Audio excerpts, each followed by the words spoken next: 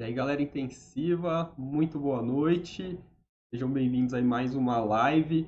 Nossa live de número 20 hoje, ó, 20 semanas seguidas trocando conhecimento aqui e recebendo nossos convidados super especiais. Na live de hoje a gente vai ter mais uma live multidisciplinar, contando aí com diferentes colegas, diferentes especialidades. A gente vai falar sobre os cuidados paliativos, tão importantes aí, né? Cada vez mais falados e aplicados. Então, fiquem de olho aí, que o nosso convidado de hoje tem muito para passar para a gente. Hoje a gente vai contar aqui, então, com 3 colegas. Meu amigo Daniel Alveno, fisioterapeuta, muito conhecido aí, né? Sempre com a gente aí já nos vídeos do canal. Minha amiga fonoaudióloga Fátima Lago, que é do Rio de Janeiro. E a doutora Ana Beatriz de Tomaso, que é médica gerontologista aí, especialista em cuidados paliativos. Como de costume, dá um retorninho aí, só se o som tá tudo ok para vocês. Para mim aqui parece que tá tudo certo no meu retorno. Se vocês já puderem falar também de onde vocês são, o que vocês fazem, qual a profissão de vocês, né? A gente saber como que tá o nosso público de hoje, já que temos uma live multi. Enquanto isso, vou aproveitar e já dar um pequeno spoiler para vocês da live da semana que vem. Eu ainda não fiz a arte aqui, falhou aqui o marketing do Ivens, não fiz a arte da semana que vem ainda, mas a gente vai falar sobre gasometria arterial, tá bom? O terapeuta César Mello, lá de Brasília, vai conversar com a gente sobre a gasometria arterial, como que interpretamos esse exame tão importante. Vou chamar meus amigos aqui então para aparecerem comigo, dividirem a tela aqui, colocar vocês. Boa noite, tá todo mundo já aparecendo. Podem dar uma boa noite, fiquem à vontade. Boa noite. Boa noite. Boa noite, pessoal. Estava no mudo aqui. Boa noite a todos. Obrigado, meu amigo, pelo convite e pela oportunidade de estar aqui em companhias maravilhosas hoje. Uma honra mesmo. Eu que agradeço vocês estarem aqui comigo, para poder dividir um pouco desse imenso conhecimento aí de vocês. Para quem não sabe, essa aí é a seleção brasileira dos cuidados paliativos. Foi convocada aí para a live de hoje. Então, estamos contando aí o que temos de melhor em cuidados paliativos. Só para falar, né? E, obviamente, eu queria chamar mais gente, queria chamar o pessoal da nutrição, da TO, enfermagem, que por mim eu chamava todo mundo, mas aí a gente precisa fazer um simpósio e não uma live, né? Não ia dar tempo, mas espero que todos sintam-se aí de alguma maneira representados e nada impede de depois a gente trocar e fazer outra live de cuidados paliativos focado em outras disciplinas, tá bom? Mas hoje estamos aqui com o nosso time oficial de paliativistas aqui. A gente vai começar, gente. A doutora Bia vai falar para a gente sobre os conceitos gerais aí dos cuidados paliativos. Daniel vai falar para a gente aí sobre a parte da fisioterapia e equipe multidisciplinar, né, interdisciplinaridade. E Fátima vai falar para a gente sobre a parte da fonoaudiologia e a parte aí voltada mais para a alimentação dos pacientes, né, nos cuidados paliativos. Deixa eu só habilitar aqui vocês para compartilhar a tela.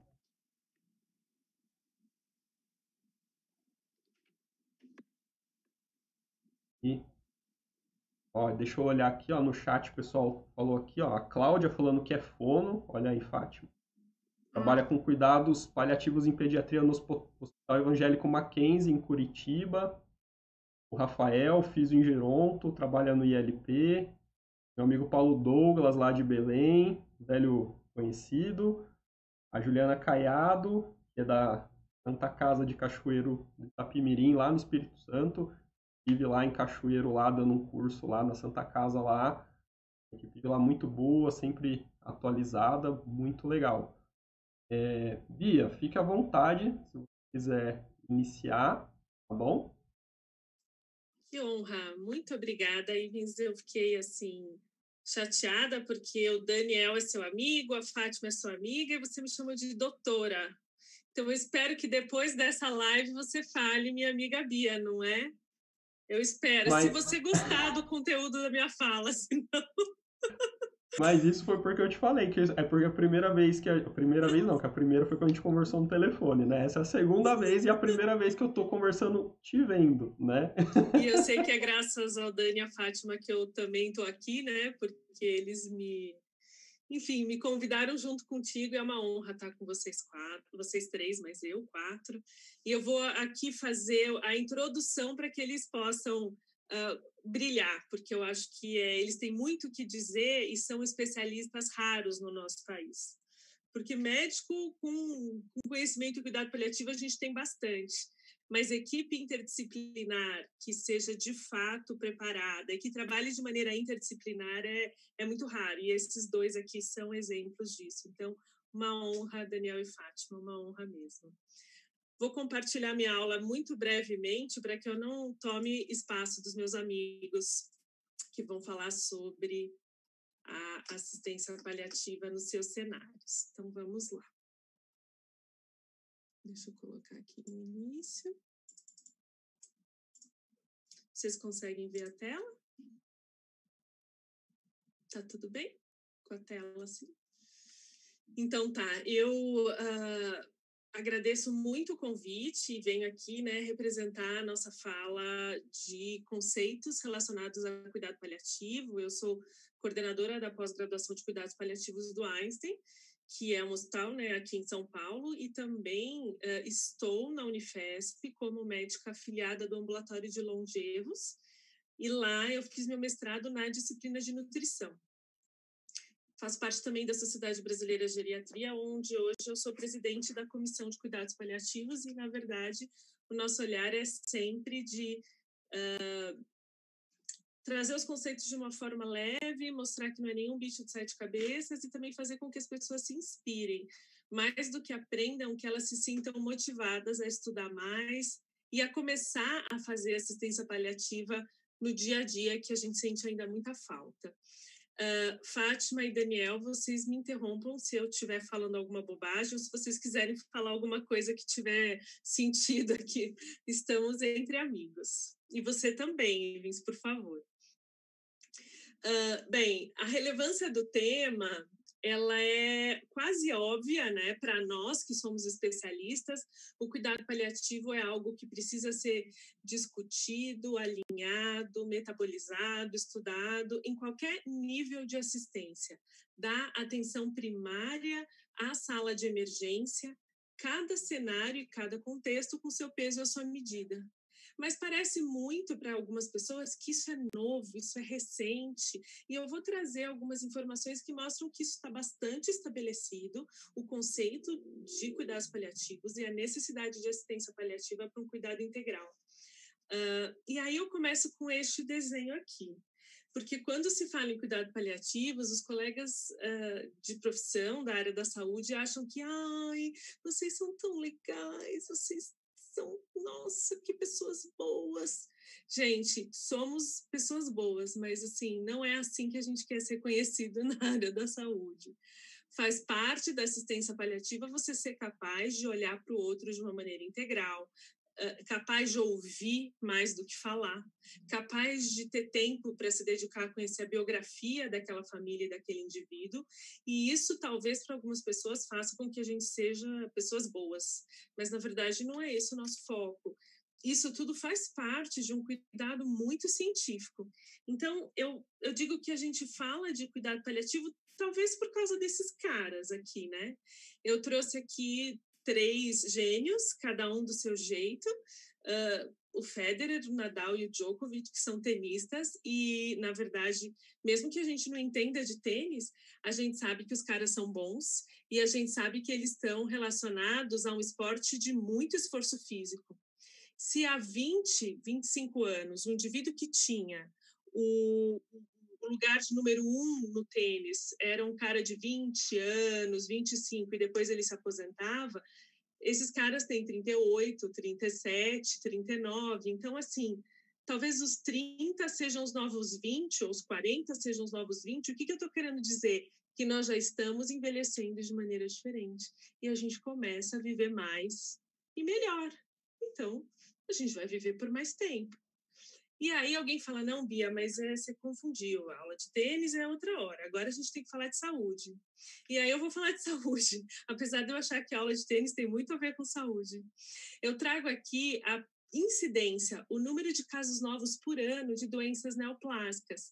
Se a gente não está se preocupando com o envelhecimento em si, a gente tem que pensar que o câncer continuará e continua existindo. Daí o Ivens vai falar assim para mim, mas Bia, a medicina está muito moderna, eu trabalho em UTI, eu vejo milagres, então não vai haver mais câncer. Essa é uma previsão da Organização Mundial de Saúde, que mostra que no ano de 2018 houve o diagnóstico de 18 milhões de casos de câncer, e mesmo com possibilidades de tratamento ou prolongamento de vida, em 2040 vão ser 29 milhões de casos. Então, o número de diagnósticos e de casos vai continuar crescendo. Então, a gente tem que saber que existem doenças graves que não vão ser debeladas. Aí alguém vai falar, não, Bia, mas vão inventar a cura do câncer, eu sou um otimista de vida, câncer não vai existir. E aí eu digo que a gente encontra, então, pessoas que vão viver muito. E se essas pessoas vão viver muito, eu trago aqui um panorama mundial e uma expectativa em 2050 do aumento do número de casos de demência, de comprometimento neurocognitivo maior, que é uma doença, até onde a gente sabe, que não tem cura. Se o câncer poderá ter cura, a demência a gente vislumbra um futuro um pouco mais restrito em termos de cura, porque a gente está falando de degeneração neuronal. E aí vocês vejam que interessante, em 2050, imagina-se que na América do Sul nós vamos ter um aumento de 363% dos casos de demência. 90% de aumento na Europa, porque a Europa já é um continente muito idoso, 200% na Ásia, 150% na Europa, 290% na África. O que isso significa? Que se a gente não tiver um câncer, ou se a gente tiver e superá-lo, potencialmente a gente pode ser acometido por uma outra doença que talvez não tenha cura ou potencialmente não terá. E aí eu faço reflexão para nós 4 aqui. Quem serão os idosos de 2050? Faço uma pausa até para beber água. A gente, né? Então, falar de cuidado paliativo e de futuro é falar de agora. É ser muito atual. Não é falar de alguma coisa etérea, que não, enfim, é agora. Bia, mas eu também acho que eu faço tanta cruzadinha, a palavra cruzada, escova a mão com a mão esquerda, isso não tem evidência de proteger nada, mas eu só estou falando que eu ouço, que eu vou viver muito. Sim, mas de alguma coisa a gente vai falecer. Eu trago esse outro dado que para mim, como geriatra, é chocante. Se em 2015 tínhamos aí uma quantidade de 450 mil idosos com mais de 100 anos, em 2050 serão 3.600.000. Então, assim, de alguma coisa as pessoas vão ser acometidas. E isso precisa ser cuidado. Se não tiver cura, ou se for potencialmente grave, quem é que vai cuidar desses 250% de aumento das demências, 4, 5 vezes maior o número de pacientes centenários, de pessoas de 40 que parecem que têm 20 que vão viver muito? Nós que somos especialistas no cuidado integral. E aí eu trago a primeira coisa que eu acho importante para que a gente desmistifique o conceito. Bia, vocês falam de cuidados paliativos, mas não existem leis, não existem regras, vocês fazem tudo de forma muito empírica. Vejam, a Constituição brasileira é muito clara ao dizer, e essa aqui é a capa da Constituição, eu não sou jurista e nem trabalho no meio jurídico, mas essa é a primeira folha da Constituição Federal que diz, né, que os fundamentos da nossa Constituição estão baseados, dentre esses princípios, a dignidade da pessoa humana. E aí, essa é a reflexão. O que é um cuidado digno de saúde, respeitando tanto a biografia e os desejos, quanto a capacidade daquele indivíduo de responder aos tratamentos? Quando nós éramos mais jovens e nos formamos, eu sei que todos temos aqui pelo menos 10 anos de formado para mais, nós tínhamos quase que um costume de passar pela UTI e ver pessoas muito graves, muito emagrecidas, ligadas na ventilação mecânica e considerar que aquilo era absolutamente normal para aquele ambiente e super esperado. E hoje, quando a gente passa por essas unidades de terapia intensiva e a gente encontra um cenário de alguém que não teria capacidade de melhora, sendo submetido a procedimentos invasivos e motivados, isso pelo menos nos incomoda, porque a gente entende que aquele cuidado não é digno e a gente entende que isso é o princípio fundamental que rege as nossas relações aqui no nosso país e quem dera fosse assim no mundo. Então, alguém vai falar, ai, Bia, mas pelo amor de Deus, né? Eu estudei fisioterapia, fonoaudiologia, nutrição, enfermagem, medicina para tratar alguém de forma indigna. Na verdade, não, pessoal. Mas a nossa formação está baseada neste slide aqui. A medicina, e quando eu digo medicina, eu digo cuidado na área da saúde, de uma forma mais ampla, ela foi desenhada no modelo atual de acordo com a estratégia e estrutura de guerra. Então, quando vocês tiverem oportunidade de, com a melhora, se tudo der certo, dessa pandemia, de visitarem museus, os museus de guerra são verdadeiros museus de medicina, porque a gente aprende nesses lugares que as pinças foram inventadas para estancar o sangramento de um soldado, que a penicilina foi criada em guerra, porque se eu perco um soldado, eu perco a guerra. E aí, de verdade, é o soldado número 4, número 20, número 30, e não o Luiz, o Pedro e o Guilherme. Então, a formação médica moderna, e aí a gente entra no conceito de tudo o que se tem de maravilhoso na área da saúde, ela foi, em geral, criada num contexto de guerra. Essas estratégias foram criadas. E é assim que a gente se formou, enxergando órgãos e tecidos no lugar de pessoas. Então, não é falta de caráter da nossa parte ter dificuldade de enxergar o indivíduo como um todo, mas a gente tem que lembrar que é para isso que nós estamos aqui, para cuidar de maneira integral e não apenas de órgãos, sistemas e tecidos. E vejam, eu nem estou falando de morte ainda, eu só estou falando de vida e inovações até agora, porque é isso que é o cuidado paliativo. As pessoas entendem que o cuidado paliativo é o cuidado ao moribundo extremo, e faz sentido entender que a qualidade de cuidado no contexto de morte indica a qualidade de cuidado de um contexto geral.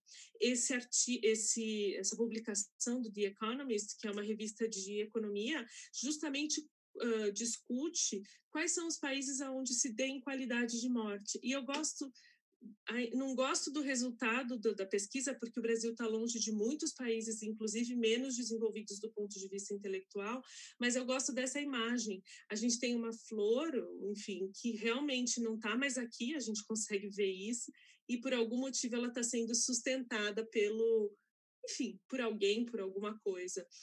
Isso é distanásia, é o prolongamento da morte. Aqui a gente não tem vida, a gente tem uma dificuldade de aceitar que essa flor já não está mais aqui. E é essa a nossa função, entender os critérios objetivos de qualidade de vida e de cuidado, compreender quais são nossos limites e dar suporte tanto para o paciente, para a família e para a equipe. Isso é que é assistência paliativa. E aí eu trago a definição da Organização Mundial de Saúde do ano de 2002, que justamente fala que o cuidado paliativo ele é um cuidado total e ativo de pacientes cuja doença não é mais responsiva ao tratamento curativo. Você vai ter um olhar para controle de dor, mas de todos os outros sintomas físicos, psíquicos, sociais e espirituais, promovendo qualidade de cuidado, tanto para o indivíduo quanto para os seus familiares. Ai, Bia, mas 2002, acho que tanta coisa mudou de lá para cá.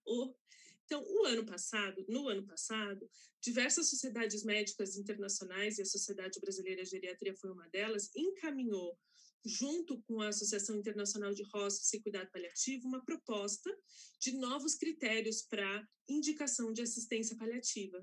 E essa nova proposta sugere que o cuidado paliativo ele deve estar em ação em qualquer cenário de doença grave e especialmente para aqueles que estão próximos ao final da vida, com estudos e atitudes sempre baseadas em evidências e em conjunto com terapias potencialmente modificadoras. Então, é como a gente sempre diz, eu tenho um diagnóstico de uma doença grave, muito grave, ela pode ser fatal se ela é muito grave. Então, junto com o cuidado da equipe que vai fazer a cirurgia, a quimioterapia, o transplante, o que seja, a equipe de cuidados paliativos acompanha em conjunto. E aí os meus alunos me perguntam lá no hospital, ai, Bia, mas que chato, e se a pessoa não morrer? Ai, que coisa mais chata. Eu falo, não, se a pessoa não morrer é maravilhoso, que a gente tem um amigo. Não é pecado a equipe de cuidado paliativo ter amigos por muitos anos. A gente não atende só a finitude extrema. E eu trago esse olhar, que é um olhar de uma médica, assistente social, enfermeira inglesa, ela era tudo isso, que é a fundadora do movimento moderno do cuidado paliativo, e eu gosto dessas fotos porque, assim, ela era uma mulher grande, essa foto, ela parece uma senhora muito boazinha, que coisa maravilhosa, mas ela era muito boazinha e maravilhosa, mas ela era uma mulher grande, uma mulher que tinha presença, e foi com essa presença social, espiritual, intelectual, que ela conduziu os primeiros trabalhos científicos que falavam sobre o cuidado assertivo à dor, ao uso de opioides. Então, ela foi a dama do cuidado paliativo, não porque ela era uma boa pessoa, naturalmente ela era uma excelente pessoa, mas porque ela profissionalizou esse cuidado e esse olhar. E, de acordo com os preceitos da assistência paliativa, o tratamento paliativo ou o acompanhamento paliativo, ele começa junto com o diagnóstico e caminha pela evolução da doença.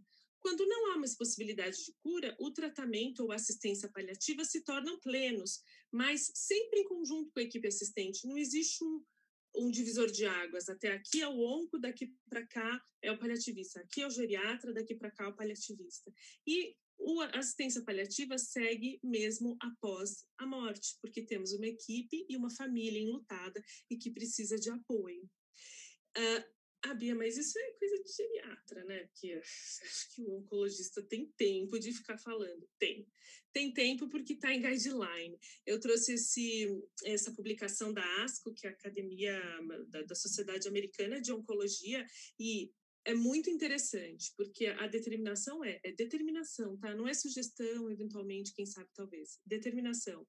A partir do momento que eu faço um diagnóstico de câncer, qualquer que seja, em até 6 semanas, uma equipe de assistência paliativa deve conhecer esse paciente.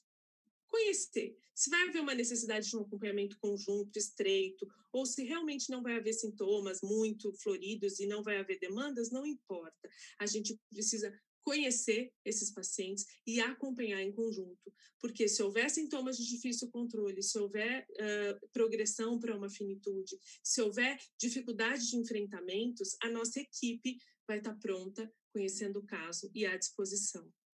E aí, quando iniciar, existem um monte de critérios, mas basicamente a gente pode usar o que a gente chama de pergunta surpresa.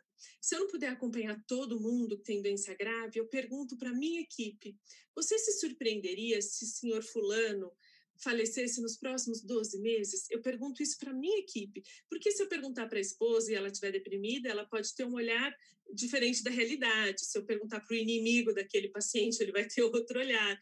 Então, a gente pergunta para a equipe. E se a equipe disser, não, Bia, eu não me surpreenderia, acho que ele é frágil, que ele pode não resistir aos próximos 12 meses, a equipe de cuidados paliativos tem indicação de acompanhar em conjunto. Então, é uma regra simples, é uma regra fácil, uma frase só, e a gente pode começar a ponderar quem pode receber essa ajuda. Ajuda essa que vai para além do cuidado do paciente, mas aborda família, e a família, quando enlutada, segue em acompanhamento. A gente cuida de dor, de falta de ar, de dor de barriga, de dor de cabeça, de diarreia, mas existe muito, e muito mais importante, suporte psicológico, social, espiritual, questões práticas do tipo, vocês já pensaram onde ele gostaria de ser enterrado? Vocês já pensaram se ele quer ser ou não cremado? Ele já verbalizou? Coisas práticas, isso a gente precisa falar. Cuidados para finitude extrema, últimas horas e dias de vida, e suporte de perda e luto. Esse é o nosso núcleo e por isso que não se trabalha jamais sozinho. Por fim, eu quero deixar claro, e esse é o slide final, que a gente trabalha com evidência científica, não é achismo e não é borboletas, e aí sim, quando eu estiver muito embasado do ponto de vista técnico-científico, a moldura desse meu quadro pode ser uma moldura com poesia, uma moldura com música, uma moldura mais leve, mas o conteúdo ele tem que ser muito robusto do ponto de vista científico. E por isso que eu humildemente trouxe aqui artigos clássicos sobre aumento de sobrevida quando eu começo assistência paliativa, sobre diminuição de custos quando eu tenho uma equipe de cuidados paliativos o mais precoce possível, sobre a não indicação de uso de estratégias como ressuscitação cardiopulmonar, de acordo com critérios físicos funcionais, sobre alocação de recursos quando há uma pandemia. Então, assim, existem milhares de artigos, existem milhares de reflexões. Eu deixo como dica final, para quem tem o hábito de assistir o Netflix, esse documentário muito rapidinho, ele tem uns 40 minutos, sobre os diversos cenários de atenção paliativa, e a gente entende um pouco melhor como é muito mais amplo do que o suspiro final mesmo. Acho que era isso, e eu agradeço mais uma vez por estar aqui. Agradeço, Bia. Para a gente ter uma bela ideia, né, de qual que é a ideia justamente dos cuidados paliativos, né, quais são os princípios aí dos cuidados paliativos. O pessoal que está assistindo, se quiser ir deixando perguntas durante as apresentações aí no chat, pode ir deixando que eu estou aqui de olho no chat, tá bom? Anoto a pergunta de vocês, repasso aqui. Só comentando um dado ali que a Bia mostrou e eu queria saber a opinião dela. Eu sempre pergunto isso pro Daniel. Eu vou perguntar para você. Você mostrou ali aquele ranking de qualidade de morte, né? E aí, se a gente olhar os países, basicamente são países europeus mais desenvolvidos. Aí eu dei uma olhada em alguns países para eu poder ter uma ideia, é uma coisa que eu tenho na minha cabeça, e os latinos, né, têm mais dificuldade em aceitar por essa coisa passional que a gente tem, né? Se a gente vê ali, o primeiro lugar é o Reino Unido, eles são bastante objetivos, né? Se você olhar as políticas de cuidados paliativos deles, dos brasileiros, nossa, é quase inaceitável. E ali aparece Espanha em 23º, Portugal em 24º, e aí em 27º aparece o Chile, que é o primeiro país latino da lista, e por coincidência é um país que eu tenho como o mais parecido de um país europeu, né? Então, o primeiro que aparece nessa lista. Você tem alguma impressão também desse tipo, que tem a ver com a nossa personalidade também, esse tipo de aceite, de implementação? Eu tenho, e tem a ver com a personalidade dos nossos governantes, na verdade, porque os grandes indicadores de boa assistência paliativa, eles passeiam pela presença ou não de políticas públicas. Então, quando há um olhar público de montar equipe, educação continuada, uma reflexão logo no momento de base da formação de todos os profissionais, e isso faz parte de grade curricular, de matriz de competências. Não tem exatamente uma relação só se eu tenho ou não morfina, se eu tenho ou não receita amarela, se eu tenho ou não.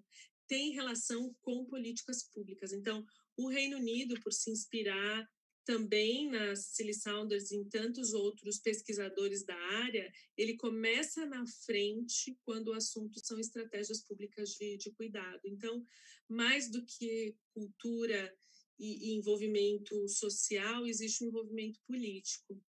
A política que deveria, né, ser do bem, ser para o povo, né? Ótimo, perfeito. Dani, fica à vontade, meu amigo, quando você quiser.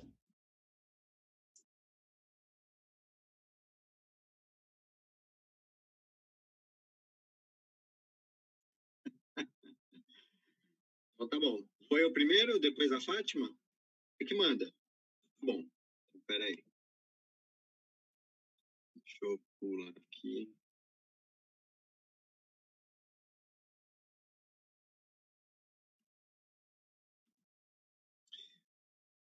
Pronto. Acho que agora tá dando para ver?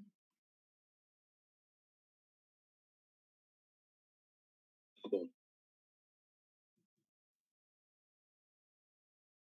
Ah,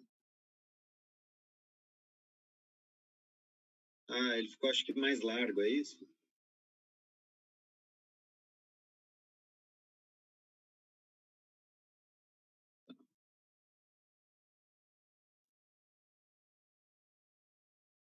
Muito bem. Bom, eu vou agradecer mais uma vez o seu convite. A gente sempre foi muito parceiro, né? Eu já fiz alguns vídeos com você e você já participou de alguns projetos comigo. Então, essa troca, né, dentro da nossa profissão, né, dentro da fisioterapia, ela sempre tem sido sempre muito rica, né? Eu consigo transmitir conceitos aí de cuidados paliativos para o seu público de intensivistas e o contrário também, né? Você trazendo essa visão da terapia intensiva para os paliativistas, sempre que convidado. Então, obrigado.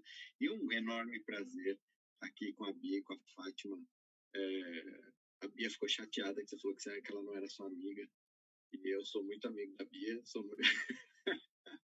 Bia, você é minha amiga, tá bom? É isso, então vamos lá. Então, vou falar de fisioterapia em cuidados paliativos. Eu sou fisioterapeuta. Hoje eu trabalho no setor de cuidados paliativos lá do Hospital São Paulo, que é uma enfermaria que fica no pronto-socorro.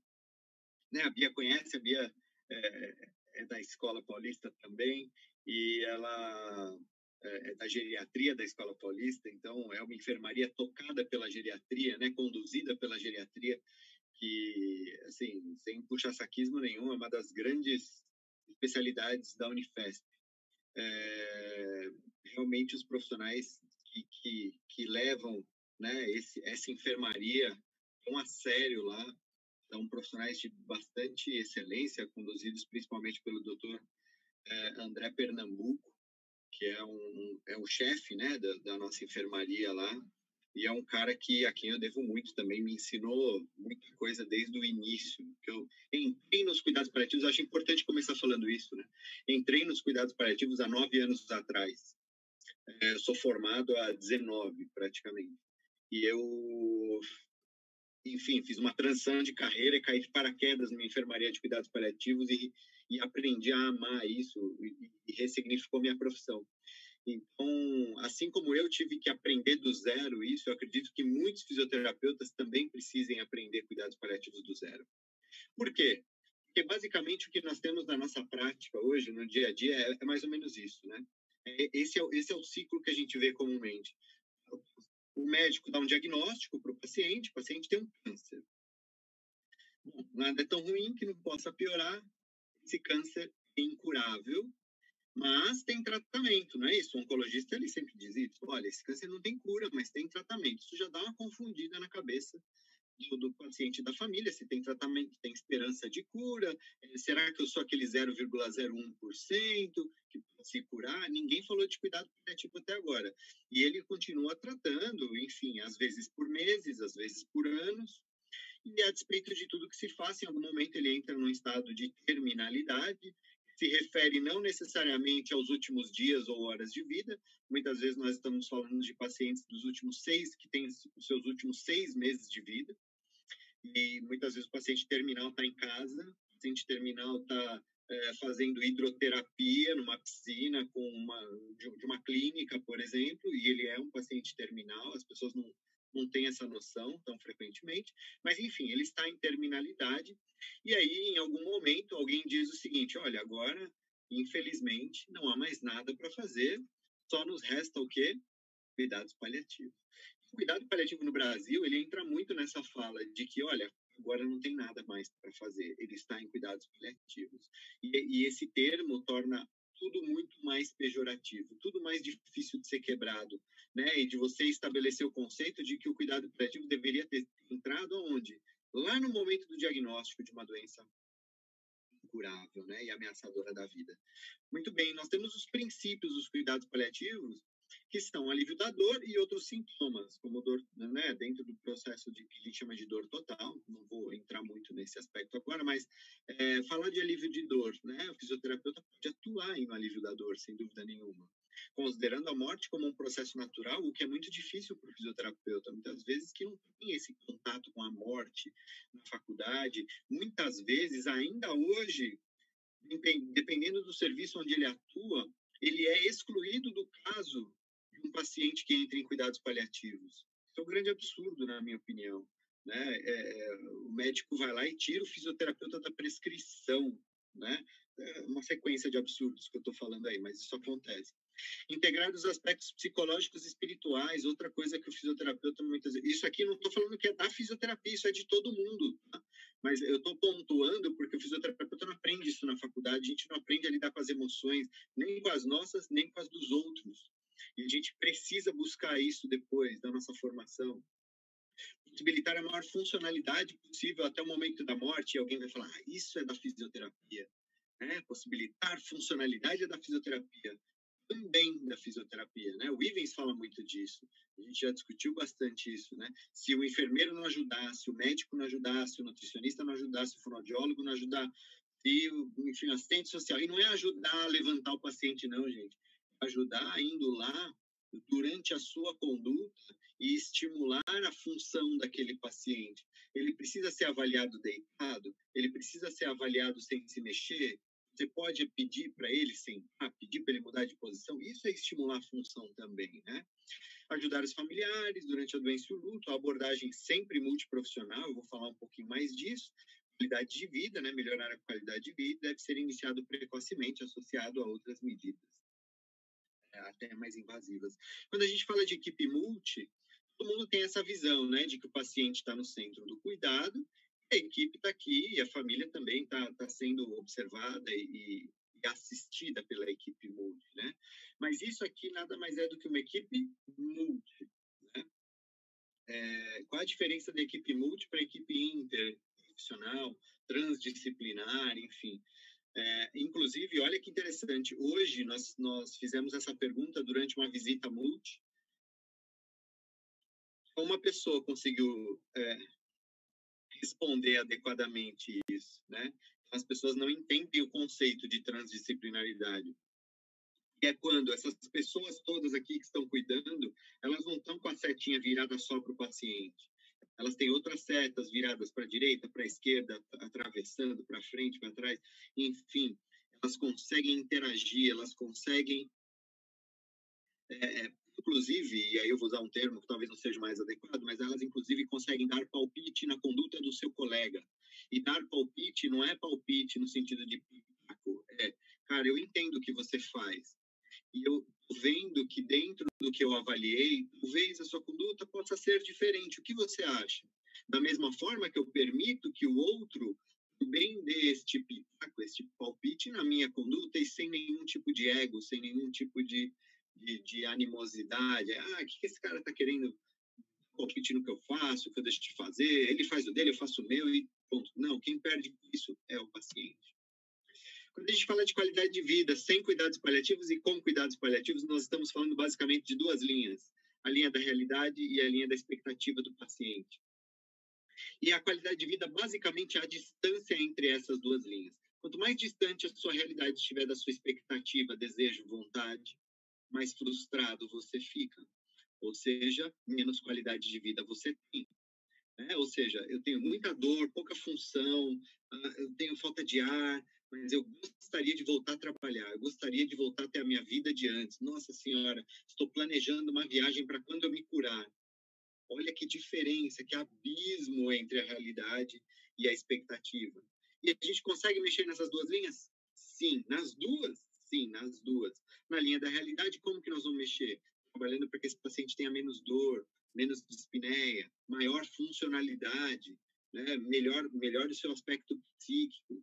E a linha da expectativa, né? Você vai tirar as esperanças do paciente? Não, não é tirar a esperança do paciente.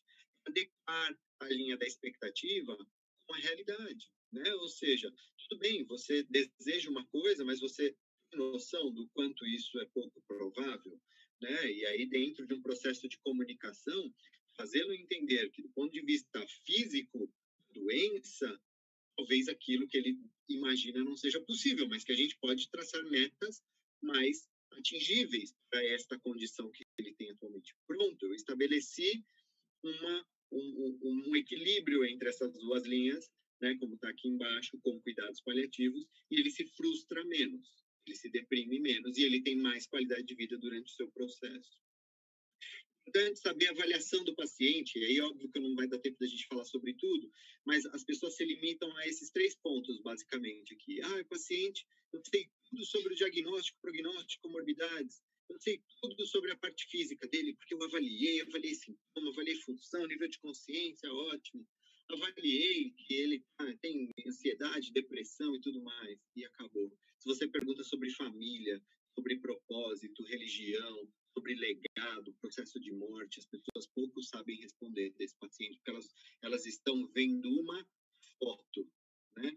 Porque toda essa questão aqui de baixo se refere a um filme, a biografia desse paciente. Eu preciso conhecer quem é esse cara, do ponto de vista do seu filme, e não uma foto tirada no momento, talvez no pior momento da vida dele, né? Gente que tira 1000 fotos para postar uma no Instagram, não é isso, Ivens? E aí, e a foto daquele momento, né? E nós estamos vendo o cara na pior foto da vida dele, muitas vezes. E julgando ele como se ele fosse aquela pior foto da vida dele, né? E esquecendo que esse cara viveu, teve função, trabalhou, teve amores, teve filhos, teve família. Enfim. Então, a nossa avaliação funcional é muito importante. Para isso, nós usamos o PPS, que é o Palliative Performance Scale.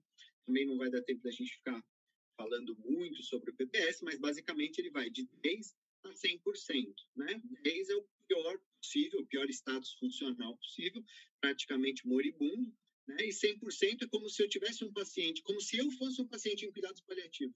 Vamos supor que eu tivesse um câncer metastático agora e estivesse aqui falando com vocês, trabalhando, andando, seguindo minha vida.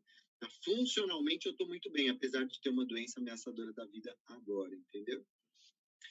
A escala de FAST, né? A Bia falou de demência, então é muito importante que a gente entenda as classificações da demência, porque se a gente não entende classificação de demência, o risco da gente fazer distanásia é gigantesco. O risco da gente causar mais dor para esse paciente é gigantesco. Como assim? O fisioterapeuta também? Também. Você vai lá num paciente que está cheio de contratura, cheio de lesão por pressão, e é porque quer ficar fazendo mobilização passiva nesse paciente, até o limite da amplitude de movimento dele, porque isso é um protocolo da instituição onde você atua, sem raciocinar o porquê de você estar fazendo isso com aquele idoso, com uma demência avançada, coisas que não fazem o menor sentido. Nem para você, nem para quem mandou e nem para o doente, né? Eu pergunto para quem está fazendo, por que você está fazendo isso? A pessoa se enrola inteira e não sabe nem responder por que está fazendo mobilização passiva num paciente todo contraturado. Por isso, nós usamos lá na nossa unidade esta plaquinha, que eu acredito que alguns de vocês já tenham visto, uma plaquinha que mostra para quem está chegando pela primeira vez e vai conhecer esse doente. O que ele faz?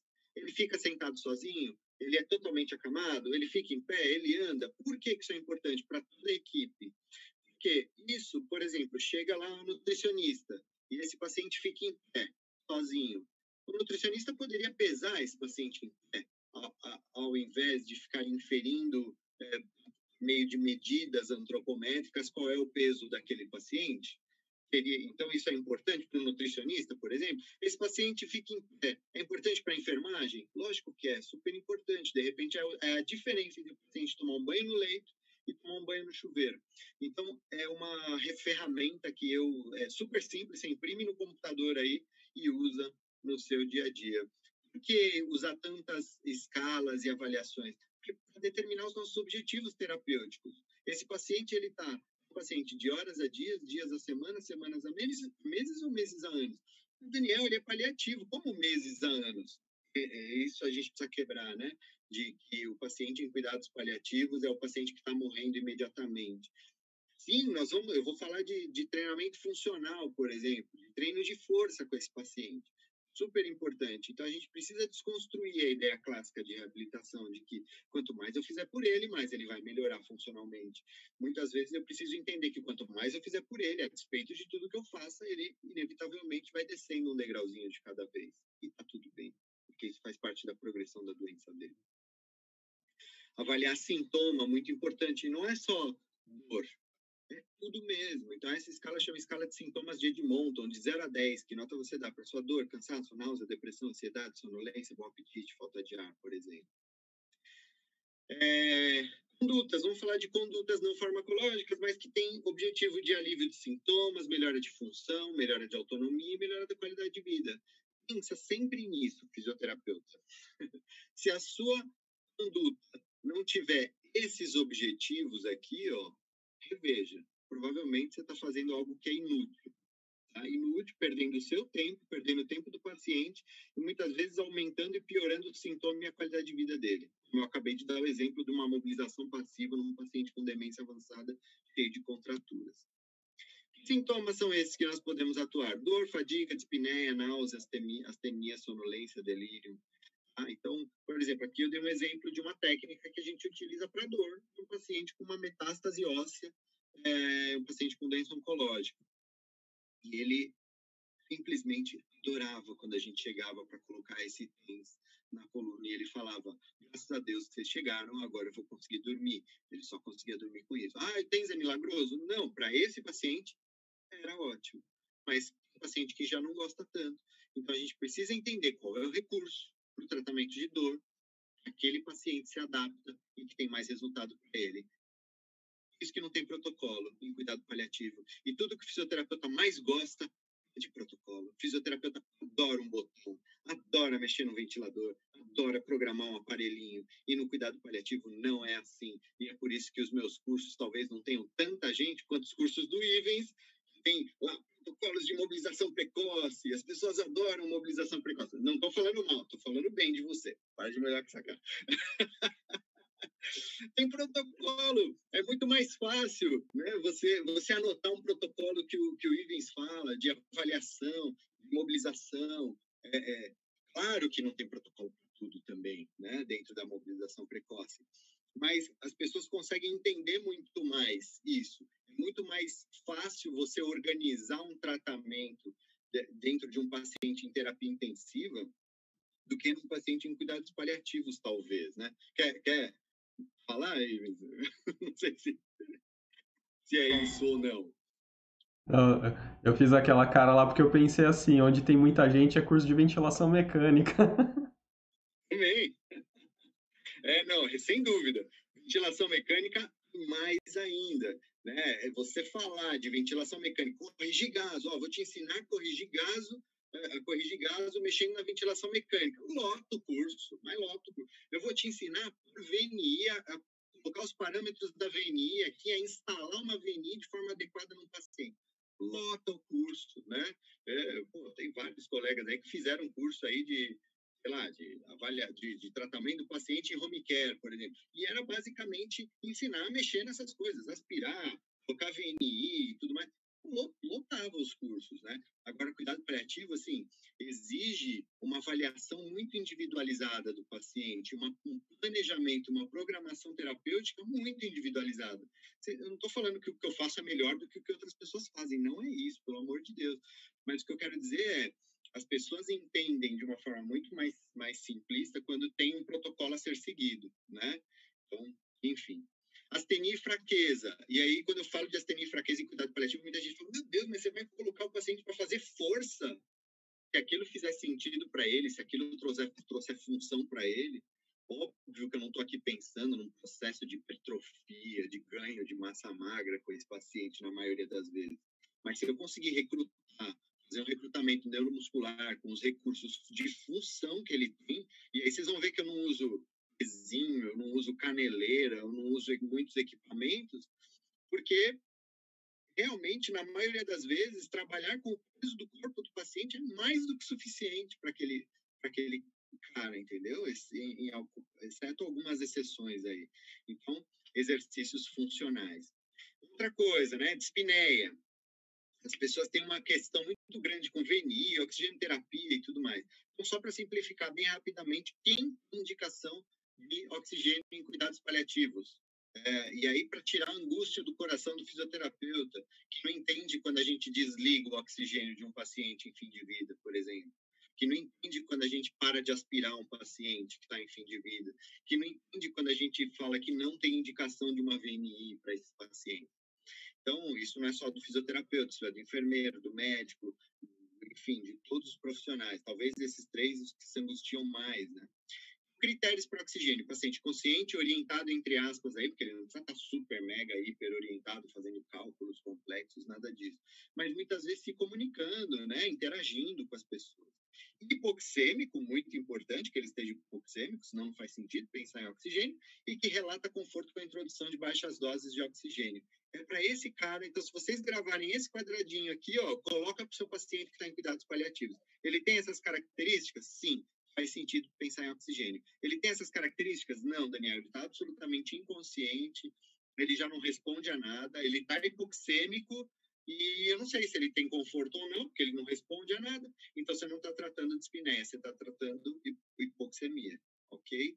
Então está errado, não tem indicação. Desvantagens do oxigênio, porque tem gente que fala, ai, Daniel, oxigênio é só um arzinho ali, se nem não fizer mal, não vai fazer também. Faz sim, ó. É caro, pode ressecar e sangrar o nariz do paciente, ou as mucosas, enfim. É incômodo para o paciente, diminui a mobilidade e prolonga a vida.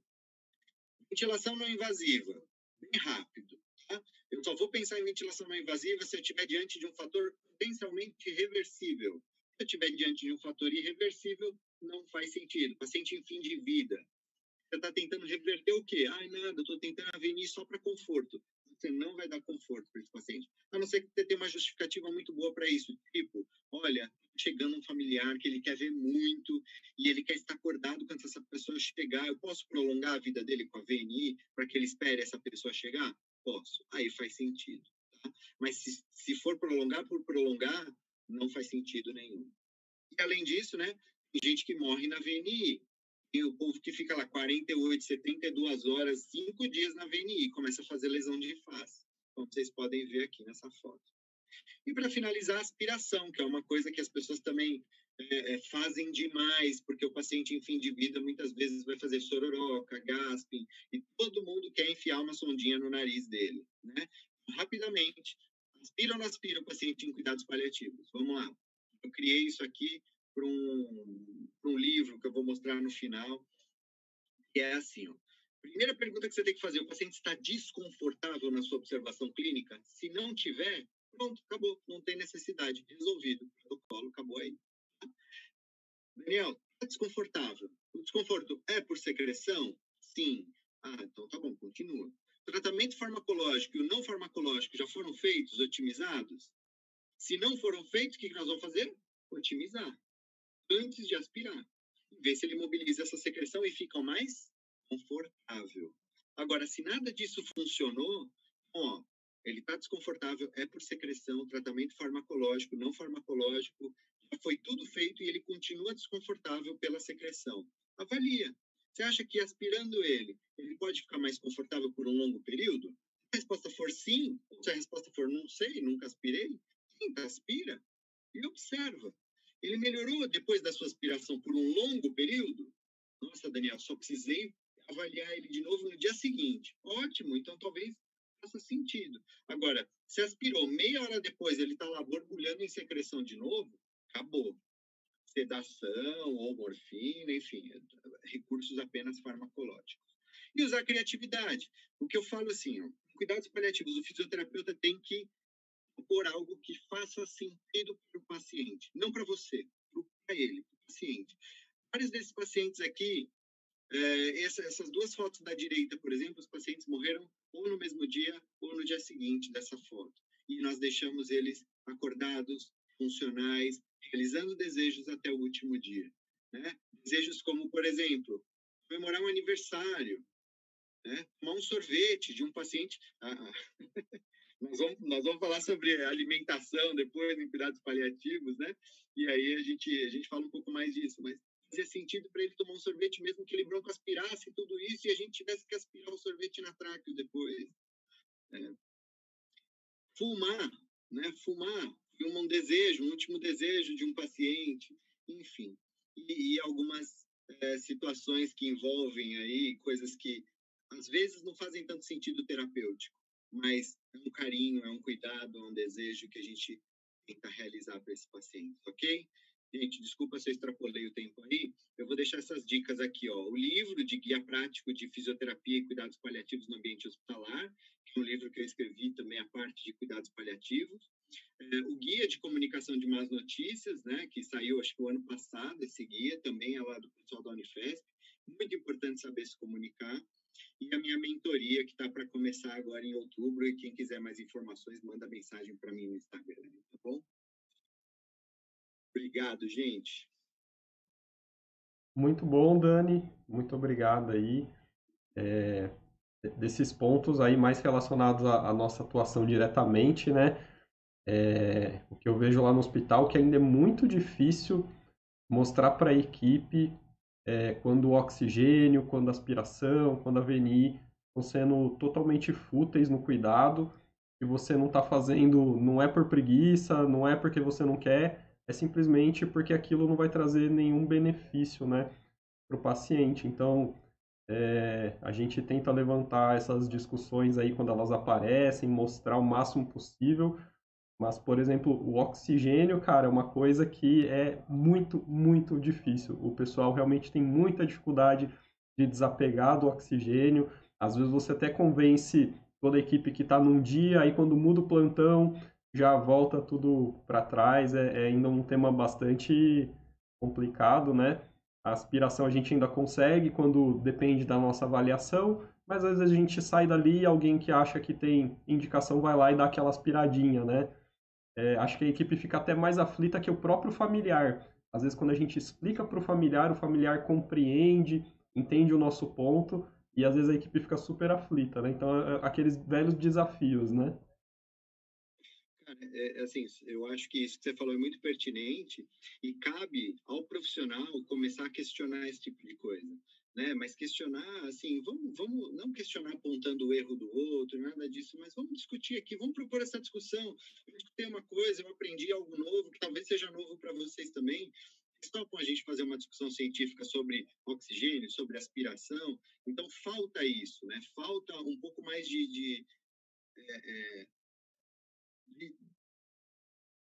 iniciativa, acho que essa é a palavra, de iniciativa do fisioterapeuta de propor uma mudança e de falar, não, isso não faz sentido fazer agora, vamos propor que isso não aconteça mais aqui nessa unidade ou que aconteça apenas depois de uma discussão com algum critério estabelecido. Mas gera muita angústia ainda nas equipes, né? Mais do que nas famílias, muitas vezes. Sim. Muito bom, meu amigo. Fátima, fique à vontade. Quando você quiser começar, pode Estou um pouco compartilhar. nervosa aqui, porque falar depois do Daniel é complicado, hein? Imagina. Eu não estou conseguindo, acho que eu preciso parar de compartilhar. Como é que faz aqui, meu Deus do céu? Vai lá em cima, stop share. Entrou a minha? Achei aqui, boa. Aí, Obrigado, hein? boa. Entrou, Ivens? Vamos lá. Bom, eu queria dizer que eu estou um pouco nervosa porque Bia e Daniel são meus professores, eu ainda estou engatinhando aqui, né? Mas, vamos lá, Bia, eu sou sua amiga, estou na campanha, gosto muito de você. A gente tem uma campanha, né? Bia no Insta, agora Bia, sou sua amiga. E, Daniel, também cuidado paliativo tem ressignificado muito a mim como pessoa e como profissional também, viu? Eu trabalho aqui no Rio num hospital de transição, que é o Place, e aí caí lá meio de paraquedas também, eu trabalhava na neurologia, e aí fui aprender o cuidado paliativo, porque é uma linha nossa de cuidado, a gente tem a reabilitação e o cuidado paliativo. Lógico que eu fico muito no cuidado paliativo, né? Estou quase virando uma moradora da ala lá de cuidado paliativo. Quando a gente pensa em fonoaudiologia, em cuidado paliativo, a gente lida muito com alimentação, né? Apesar de que a gente também pode manejar muito a comunicação desse paciente. Mas eu vou dizer para vocês que a família e o paciente se incomoda pouco com a comunicação, pelo menos na minha vivência. É muito a alimentação, Ivens. Eu acho que vai muito do que você falou naqueles primeiros slides da Bia, dessa coisa do latino, dessa relação com a comida, né? E aí vem esses dilemas. sintomas, essas angústias. Não entendo o que ele fala. O paciente fala, eu engasgo, eu não quero comer, eu tenho enjoo. A família fala, ele não está bebendo água, Fátima, ou ele está perdendo a voz, e a comida fica parada na boca. E eu acho que aqui entra o estado da arte do fonoaudiólogo de verdade, né? Como é que a gente lida com essas angústias nesse momento? Claro que a gente tem na demência e no paciente oncológico a disfagia, e eu sou uma reabilitadora. E aí, de novo, Daniel, o que você falou, a gente pensa como reabilitador. E aí, quando a gente vem para o cuidado paliativo, a gente reaprende a trabalhar. Porque nem sempre eu consigo reabilitar um paciente assim, né? E o que eu faço com o paciente? Eu preciso primeiro entender os meus limites terapêuticos. Então, isso é uma coisa que tem que estar internalizado em mim. Até onde eu posso ir, se eu consigo reabilitar alguma coisa, se eu não consigo. E quando eu não consigo reabilitar esse paciente, eu consigo readequar, eu consigo trazer conforto para ele, de que forma que eu posso trabalhar? E aí eu achei esse artigo, lendo esses dias sobre alimentação artificial, por que traz, né, mais malefícios do que benefícios nesses pacientes, e encontrei esse artigo que foi publicado no Disfagia, no início desse ano, e Bia, ele me trouxe assim, mas fiquei bastante preocupada lendo esse artigo. Ele foi procurar, nos últimos 18 meses, artigos publicados em que falava sobre o método preferido de alimentação escolhido por médicos quando lidavam com paciente cuidado paliativo. Então, ele achou 18 estudos que ele escolheu na amostra, e aí, à medida que agravava a disfagia, que o médico se via diante de um risco de aspiração ou de desnutrição, ele já indicava uma via alternativa de alimentação. Então, ele mostra que os médicos ainda não sabem como lidar, como manejar esse perfil de paciente. Então, é frequentemente considerado uma via alternativa de alimentação, de preferência a gastrostomia. Então, apesar disso, eles sabem, os estudos mostram que tem o paciente que retira o tubo, o paciente fica mais agitado, ele precisa ser contido, eles sabem de tudo isso. O paciente tem o mesmo risco de aspirar. Aumentou o índice de morte dos pacientes que usam qualquer tubo por alimentação. Não tem aumento de sobrevida, não aumenta a funcionalidade, não melhora a úlcera por pressão. E os estudos mostram também que tem uma relação muito com o emocional, principalmente da família, inclusive do próprio médico que indica. Então, isso também foi um dado importante.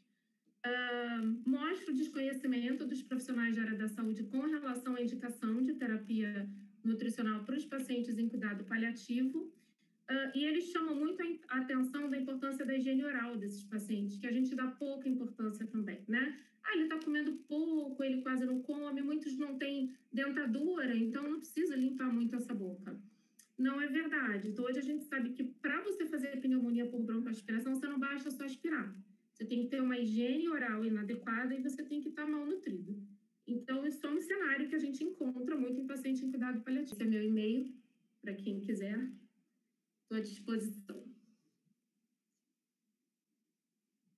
Perfeito, Fátima. Vou só comentar ali da boca da sua paciente, né? Porque quase parou por rolha, né? Literalmente, né? A sua paciente, coitada. Mas é comum, viu, Ivan? Chegar pra gente de hospital geral e hospital de ponta aqui do Rio. Não é um hospital SUSão, assim, não é SUS. Chegar assim porque não come mais. Não está comendo. Então, parece que esse cuidado oral não precisa ter com o paciente. É muito comum. A gente vê isso quase todos os dias, principalmente nos pacientes. Quanto mais parece que a equipe vai desistindo do paciente, mais comum vai ficando encontrar essas coisas, né? Você falou ali, comentou sobre a disfagia, né? E como as pessoas não aceitam, né? O paciente estar disfágico, não conseguir se alimentar. A disfagia, ela faz parte do processo de morte ativa, Fátima?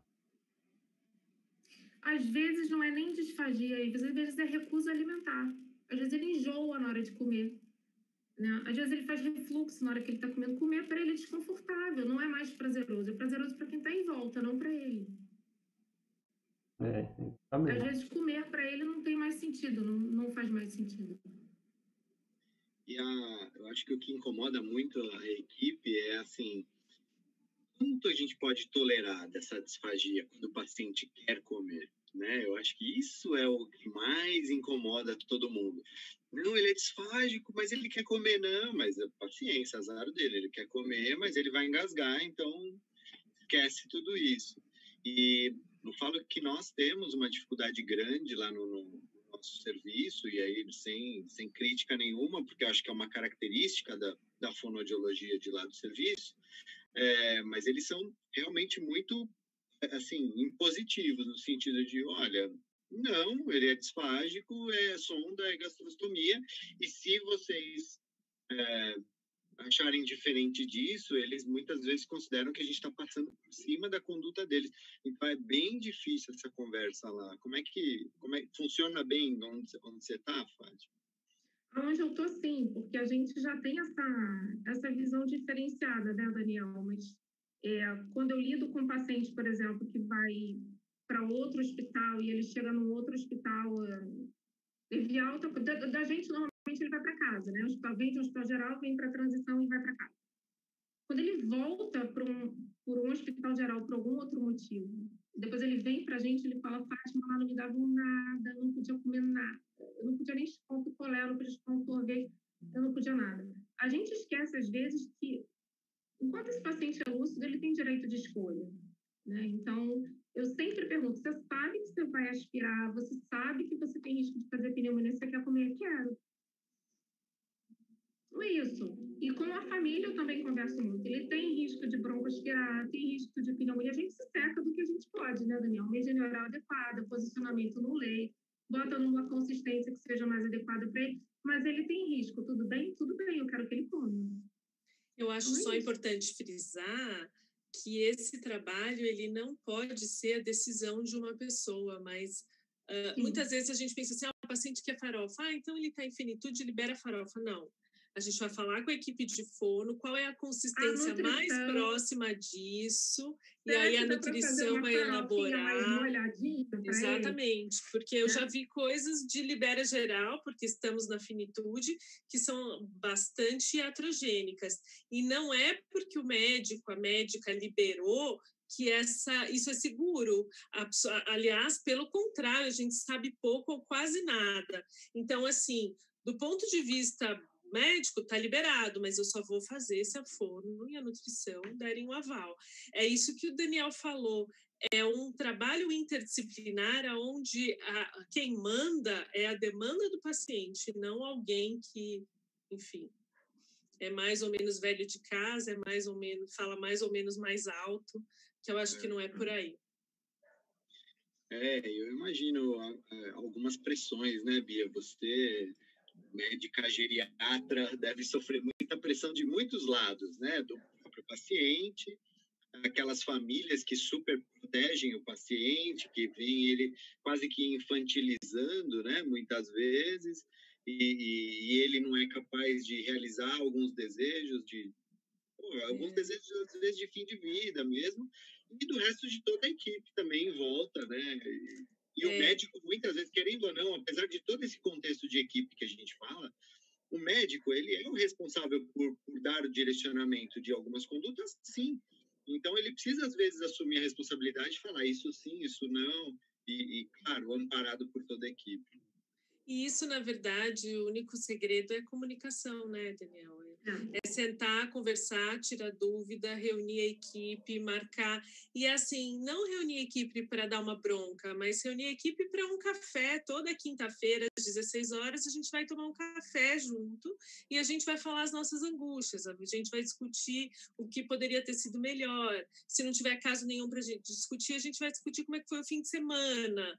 E não é só a equipe médica, ou a de físio, ou a de fono, é todo mundo. É todo mundo. Eu acho que esse é o ponto. E aí a família entra muito nisso. Quantas vezes vocês dois já fizeram, talvez vivem na UTI eventualmente, mas de olhar para uma família e falar, vamos tomar um café lá embaixo? E aí sentar e conversar, né? Tirar essa barreira do sabe com quem você está falando, quem manda aqui sou eu, que bom, eu percebo que já não é muito da nossa geração. Ainda tem, mas já é muito menos prevalente esse tipo de comportamento. Ô Fátima, Oi. só tira o seu compartilhamento para a gente ficar maiorzinho, para eu fazer umas perguntas para vocês. Aí, só ajustar aqui, peraí. Vamos arrumar o cabelo aqui. Vou arrumar meu cabelo também. Eu queria dar essa dica, mas eu não podia ser tão direta. Poxa. Tava ruim, Vince. Agora Tá vendo? Depois quer ser minha amiga, Daniel. Não é? Olha a liberdade. Nem me avisa que meu cabelo tá desarrumado, poxa. Pô, aí como é que vai ser amigo desse jeito? Ó, eu vou aproveitar e fazer algumas perguntas para vocês, tá? Que eu fui anotando pergunta do pessoal e algumas coisas que eu já tinha separado que são, acho que, de interesse geral sempre, né? Dos cuidados paliativos. O Rafael fez uma pergunta aqui que ele direcionou para a Bia, mas eu vou direcionar... Até sei quem é esse Rafael. Eu vou direcionar para a Fátima também por conta do tema da pergunta, né? Ele falou dos desafios da implementação do cuidado paliativo nas instituições de longa permanência. Ele sofre bastante com isso. E qual é a experiência de vocês? Rafael, um beijo. Rafael é um rapaz jovem e muito inteligente, e ele é diretor de uma instituição muito organizada, que faz um trabalho impecável aqui em São Paulo. E ele é super estudioso e mergulha mesmo para saber quais são as estratégias. Na verdade, Rafa, o cuidado paliativo numa instituição de longa permanência é mandatório, né? Potencialmente, quem precisa de um auxílio para a maioria das atividades ou uma supervisão para a maioria das questões do dia a dia, tem um potencial desfecho de saúde de maior fragilidade e dependência. Então, é mandatório que se discuta a evolução das doenças de base que levaram esses pacientes a estarem lá, como as famílias estão lidando com isso, até porque existe um preconceito enorme no nosso país. Se for institucionalizado, ele vai falecer, a instituição vai matar a mamãe e o papai. E às vezes isso acontece, não é porque a instituição matou a mamãe e o papai, mas é porque a doença já era tão avançada que se ele ficasse na minha casa, na sua casa ou numa instituição, ele estaria muito frágil. Então, a instituição, ela lida com preconceito com relação ao cuidado, e quando esse preconceito ele acaba, ainda assim existe a resistência pela condução para uma finitude lá, por exemplo. As pessoas querem encaminhar o indivíduo para o hospital. Então, o desafio ainda é educacional e cultural. Acho que é isso, né, Fátima?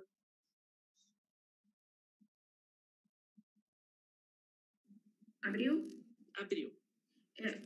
Eu trabalho no Plácio há 3 anos. O Plácio existe há 5.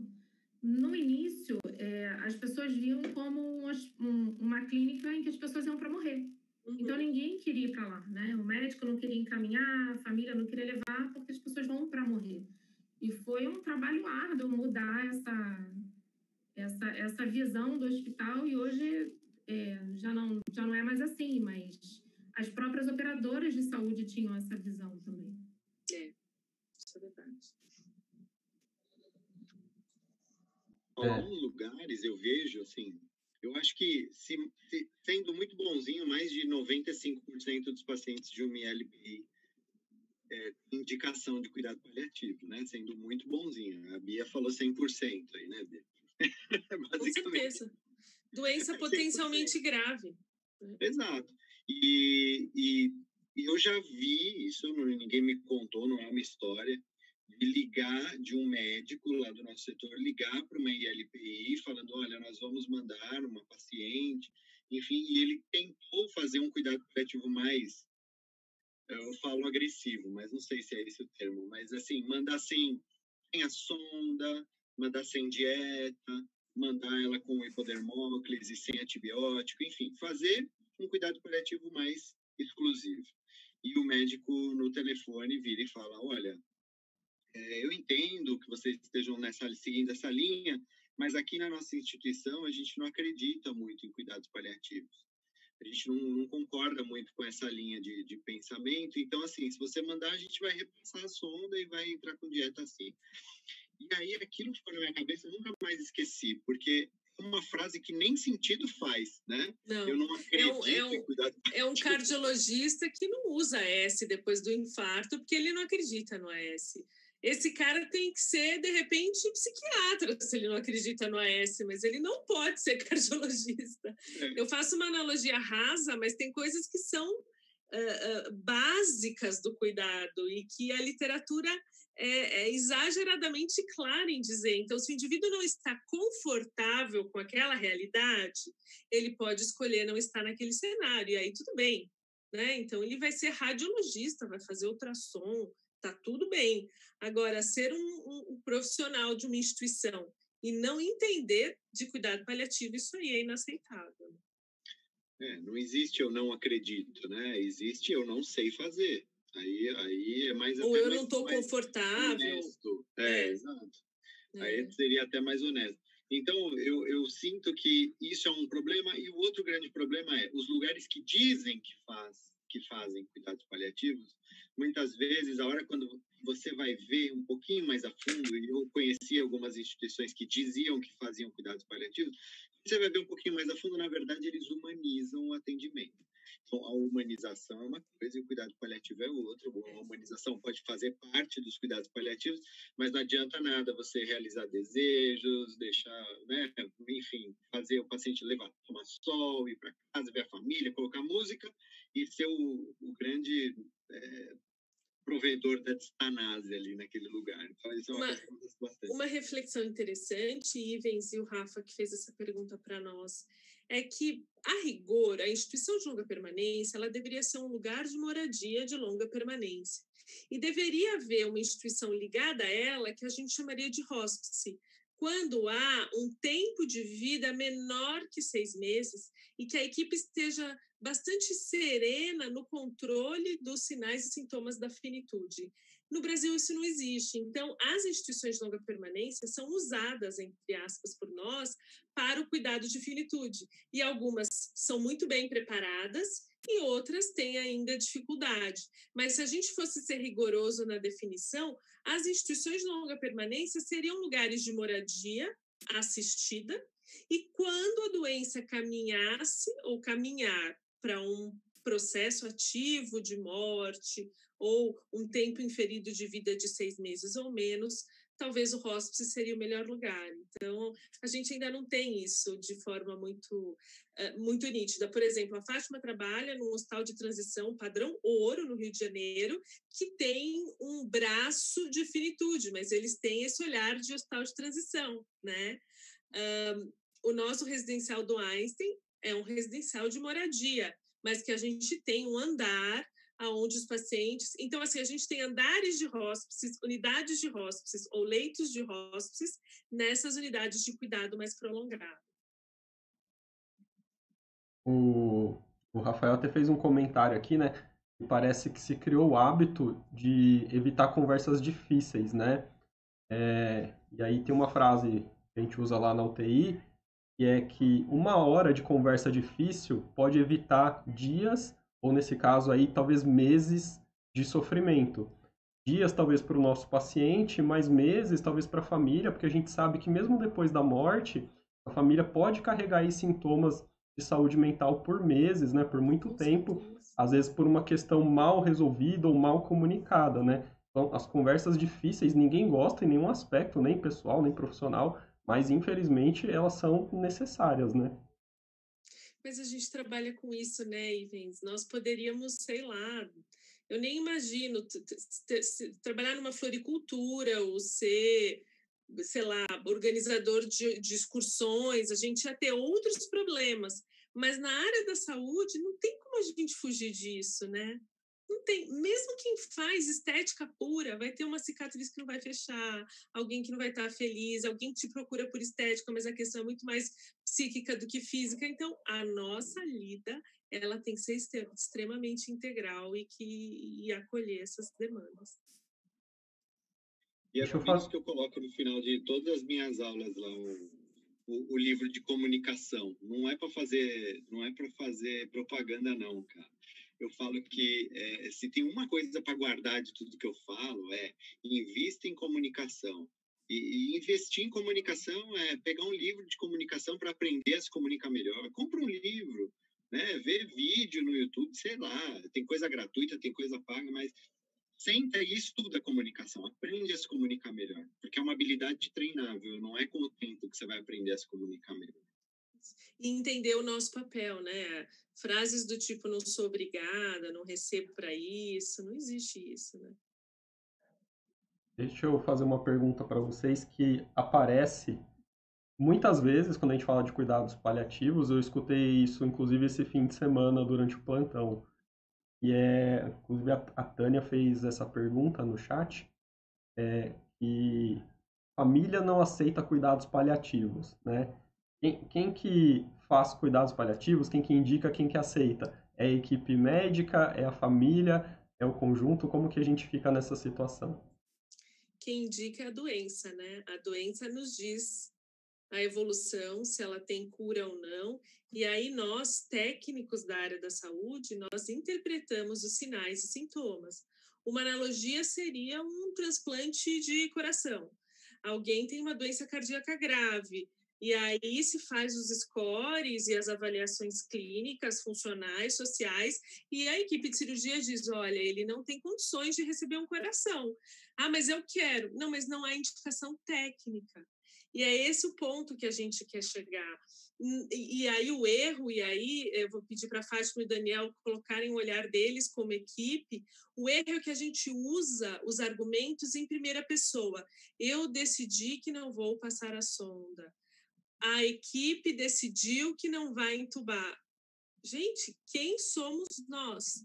A equipe avaliou e, segundo os critérios objetivos da doença, não há indicação para.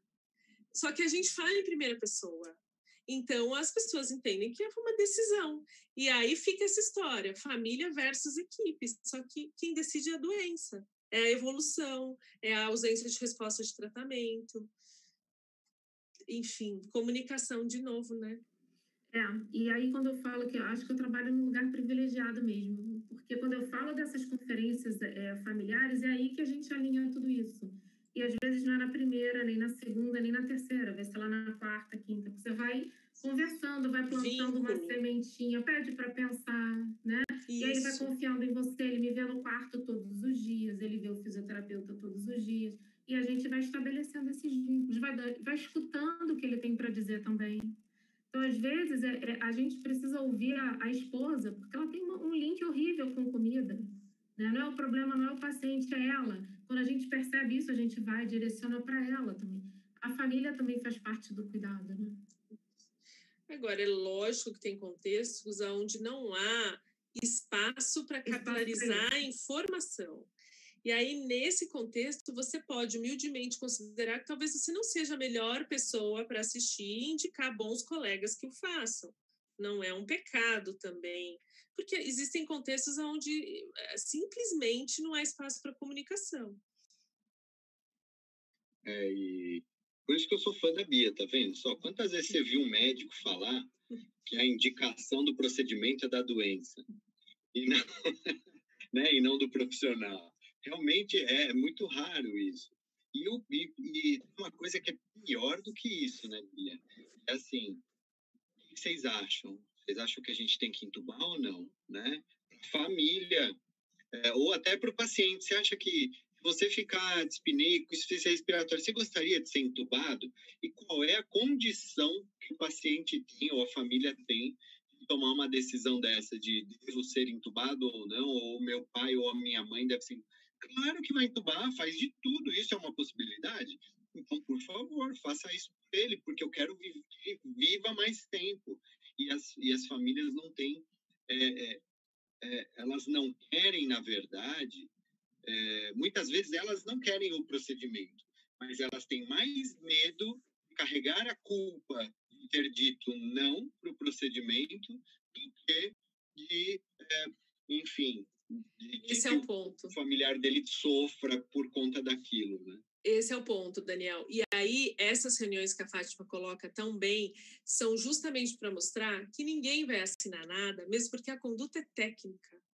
A equipe está indicando e a gente só quer colocar para vocês que fiquem serenos com este caminho, porque este é o caminho que nós, de fato, indicamos como mais prudente. E aí eu sempre uso exemplos. Em nenhum lugar do planeta, se há uma possibilidade de cura, alguém espera o filho mais novo chegar para fazer. Quando você chega no hospital, você descobre que foi entubado, que está no UTI, que drenou o tórax. Então, assim, quando a equipe coloca que isso não foi feito porque não há indicação, não é para a família decidir, é apenas para que ela saiba qual é a boa prática. Mas as equipes ainda trabalham de uma maneira muito amedrontada. Então, assim, se eu não fizer, vai dizer que ele morreu. Então, assim, falta preparo como equipe mesmo, como equipe, né? Eu acho que fica esses dois lados, né?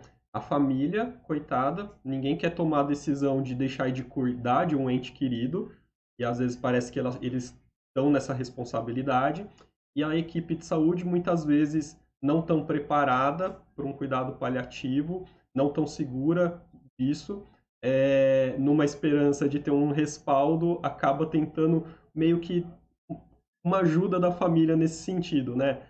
Se a família concordar, vamos junto, se não concordar, vamos investir, digamos assim, né?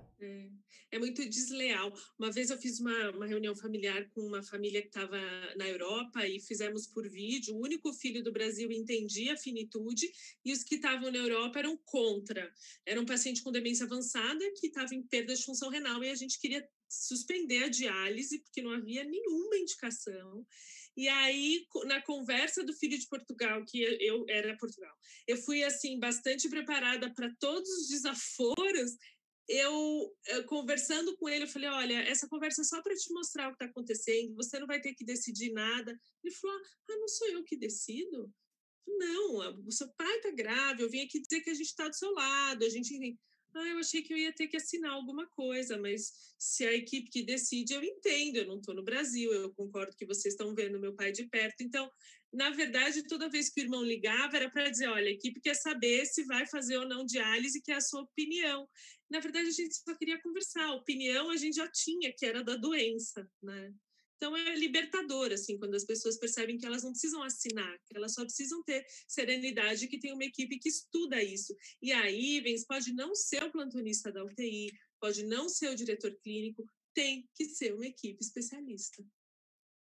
Aí acho que nesse caso, você chegou com o grande remédio que faltava, né? Que era a comunicação efetiva ali, né? E aí tudo se resolveu, né? Não sei, parece que naquele contexto se resolveu, outros tantos pode não se resolver. Mas antes de achar que o cenário já está fechado e que tudo vai ser muito difícil, a gente tem que entender por onde passeiam essas emoções, sabe? Só para finalizar isso, assim, as vezes em que eu vi que o profissional queria fazer determinada conduta correta e a família bateu o pé, falou que não, enfim, e voltou atrás e acabou, como o Ives falou, né, invadindo o paciente por conta disso, aquele médico, ou aquela equipe, aquele profissional, não só o médico, mas todo mundo que estava ali, perde credibilidade. A família sai da reunião dizendo, a sensação é que tá vendo, só bateu o pé que eles voltaram atrás, né? E assim, dá para você sair de uma reunião dessa não fazendo determinada conduta, mas dizendo, apesar de nós não fazermos, a gente tem certeza que essa é a coisa correta, mas nós respeitamos tanto vocês do ponto de vista emocional, a gente entende que talvez vocês ainda não tenham compreendido e nós vamos dar um tempo para que talvez isso possa ser digerido. A gente vai voltar a conversar sobre esse mesmo assunto, talvez amanhã. Sim. Ou fazer trials, né? Não tem indicação de antibiótico, mas não existe serenidade, então vamos manter mais 48 horas e colher mais um exame. Vai ou não dialisar mais uma vez? Vamos fazer o seguinte, a gente dialisa amanhã. Se a pressão dele cair, nós não vamos seguir com a diálise, porque ela está fazendo mais mal do que bem.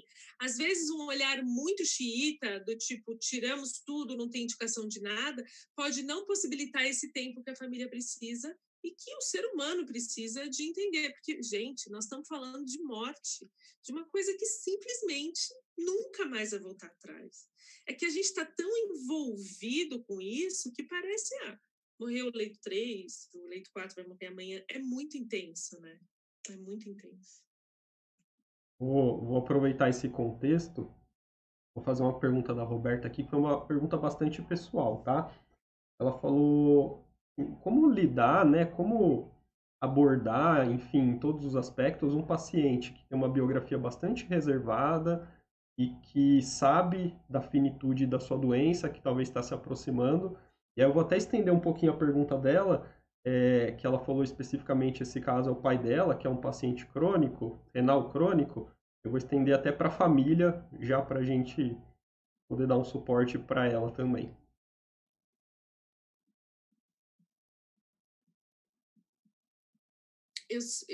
Eu fiquei na dúvida, qual é a dúvida da Roberta? Como De comunicar com alguém que já sabe que está grave? Como lidar com um paciente que sempre foi uma pessoa bem reservada, pelo que entendi, né? Que ela quis dizer com essa biografia reservada, talvez não tivesse tanta abertura para conversas, né? Pelo dar a entender, que provavelmente já sabe do grau, da gravidade da doença e como está evoluindo para uma finitude talvez breve, pelo que dá a entender. Sabe, Ivens, eu falo para os alunos que em todo quarto que a gente entrar, a gente entra como se lá dentro tivesse a rainha da Inglaterra. Com a mão para trás, com uma voz serena, uma postura, né, de montado ali. Se você encontrar a Ivete Sangalo, você baixa o guarda. Se lá dentro tiver de fato a rainha da Inglaterra, você vai comunicar na língua dessa pessoa. Então, nesse caso, não adianta ser motivacional, querer colocar alguma coisa diferente da biografia dele, é continuar contido com espaços para conversa. Olha, eu conheço pouco o senhor, mas pelo que a sua família me contou, o senhor é uma pessoa bastante reservada, então eu queria só que o senhor soubesse que eu estou aqui para o que for preciso, meu nome é tal, eu venho de segunda, quinta, etc. Porque às vezes a gente percebe isso. Quem é mais altivo, quem é mais sério, quando vem uma coisa muito motivacional, não casa com aquela biografia. Então, é esperar que a pessoa entenda que ela não está sozinha e que quando ela quiser falar, algumas pessoas vão ser mais disponíveis. E é isso que é legal, né, Fátima e Daniel, porque às vezes não é o médico, às vezes não é o físio, às vezes não é a fono, às vezes é a copeira, que quando entrega alguma coisa fala, nossa, hoje o senhor está batido, então eu trouxe um suquinho a mais de não sei o quê. É essa pessoa que consegue comunicar. Então, por isso, é trazer a equipe toda para a discussão. É lógico que a copeira não vai conseguir, de repente, desenhar uma conduta, mas ela pode dizer para nós, olha, hoje eu achei que ele estava bem. Escutar os invisíveis. Eu acho que todo mundo da equipe acho não, todo mundo da equipe tem papel nesse sentido. E às vezes o pessoal não quer falar mesmo. E tudo bem. Fala, Daniel. Peraí, tá aberto aqui? Tá, né? Tá. Eu acho que é exatamente isso. A gente... muita gente tem a necessidade, quando a gente fala de cuidado paliativo, né? Tem muita gente que sente a necessidade de que o outro exponha todo o seu sentimento, resolva todas as suas questões, porque você tem que pedir perdão, porque você tem que entender, porque você tem que resolver, ou porque você tem que dizer eu te amo. E a pessoa não tem que nada, na verdade, né? Essas pessoas que foram a vida inteira mais reservadas, mais quietas, a gente vai esperar uma mudança no fim de vida, por quê, né? Por que mudaria no fim de vida? Mas é uma expectativa, sim, que eu sinto muito da equipe da família. E aí um exemplo disso, muitas vezes, eu sempre falo para os meus residentes, até como um exercício, de entender o que esse paciente tem de desejo. Né? Ele quer alguma coisa diferente? Ele quer... teve paciente que eu levei no estádio de futebol, por exemplo. E aí eu mostro isso, como eu mostrei aqui, festa de aniversário, ver o cachorro, ir no estádio, conhecer o Djavan, né? Maravilhoso. É fantástico esse trabalho. E aí, muitas vezes, a resposta do paciente é não tem nada que eu deseje, tudo bem. E isso choca muita gente. Como assim? Você está morrendo e não quer fazer nada? Se eu pudesse pedir qualquer coisa no mundo, o que você pediria? Não, nada. Tá tudo bem. Tudo bem. Outra coisa interessante é que a gente quer catequizar as ovelhinhas desgarradas ou fazer as famílias. Então, assim, vamos parar de brigar. Gente, eles brigaram a vida inteira, vai parar de brigar agora? Deixa eles brigar. Eu vejo muito isso, assim, eu falo, gente, a gente não entende nada. Essa família é família há 60 anos, a gente está aqui há 4 dias. Bom. E ó, esse trabalho, já que a gente falou do trabalho do Roberto, sigam aí, quem tiver aí na live, sigam o Instituto Hope, com R, tá? Instituto Hope. Ele faz um trabalho sensacional, ele quer vir para São Paulo, inclusive, viu, Bia? A gente vai conversar sobre isso. E ele realiza desejos de pacientes em cuidados paliativos. Assim, em cuidados paliativos. Esse é o trabalho dele, exatamente. Ele realiza desejos de pacientes em cuidados paliativos. Então, cara, eu fiz uma live com ele, né? E assim, não teve um que não ficou emocionado com o trabalho dele. É lindíssimo. Ele vai atrás de patrocínio, enfim, ele consegue tudo, é impressionante. E isso é legal. Ele precisava de uma ambulância para levar um paciente que queria ver o mar, e a gente não achava essa ambulância, e foi a Andréia, da minha turma da pós, que coordena ambulâncias. Botei no grupo, a Andréia falou, eu libero uma ambulância, e o cara conseguiu ver o mar no mesmo dia. Sabe o que eu acho legal para uma reflexão para além do cuidado paliativo? A gente coloca muito em questões institucionais, e o outro, e a regra, a lei. Gente, quando um ser humano quer, ele é altamente capaz de ajudar outro ser humano. É muito, muito, muito bacana isso. E não só cuidado paliativo, né, Ivens? O Ivens trabalha assim na UTI também. Eu ia comentar disso agora. Mas agora ele vai ser paliativista, que ele gostou demais dessa mesa aqui. Eu ia comentar exatamente isso, que assim, é maravilhoso quando a gente escuta vocês falando, né? Porque eu já contei isso várias vezes pro Dani, eu tenho uma formação que tinha tudo para não ter nada a ver e não olhar para o cuidado paliativo, porque assim, fisioterapeuta, como um profissional reabilitador, a gente é ensinado que sempre tem algo a fazer, sempre tem para onde ir, que não tem esse negócio de desistir, que não tem negócio de nada e que vamos que vai dar certo. E aí depois eu fui para UTI, que é um lugar onde as pessoas vão muitas vezes além dos limites, né? Talvez o lugar do hospital o lugar onde a gente mais passa dos limites para manter um paciente, aí eu vou botar aqui, ó, vivo, entre parênteses, né? Prolongamento da morte. Exatamente.